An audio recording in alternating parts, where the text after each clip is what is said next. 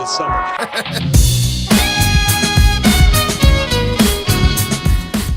Hey guys, it's Giridhar here for G Phone Tech, and today in this video I'm gonna compare the camera samples from Redmi Note 5 Pro and Poco F1. Looking at the specifications, it's not even logical to compare Poco F1 with Redmi Note 5 Pro, but the pricing is really close. Anyone who is looking to buy a mobile phone at 15,000 rupees, they would tend to look at Poco F1 mobile phone because it's just a few thousands away. But the performance is miles ahead of Redmi Note 5 Pro. Poco F1 is in the leagues of OnePlus 6, Zenfone 5Z, or even Samsung S9.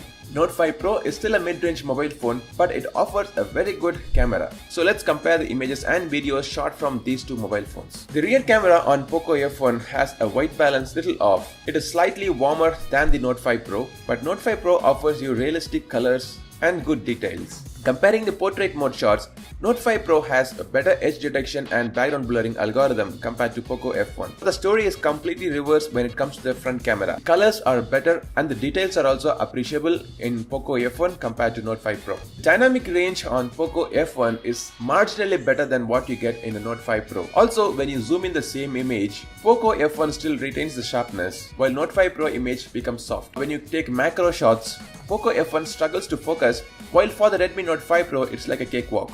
Low light shots are definitely better on the Poco F1. Not just the black levels, also the noise is very much reduced in Poco F1, and you also get a brighter image with better color reproduction. But in any other lighting conditions, Note 5 Pro color reproduction is far better than what you get on the Poco F1. Coming to image stabilization, both the mobile phones offer electronic image stabilization, but Redmi Note 5 Pro offers a smoother footage compared to Poco F1. But on these footages, the colors are flatter than what you get on the Poco F1. So that is Poco F1's camera compared to Redmi Note 5 Pro.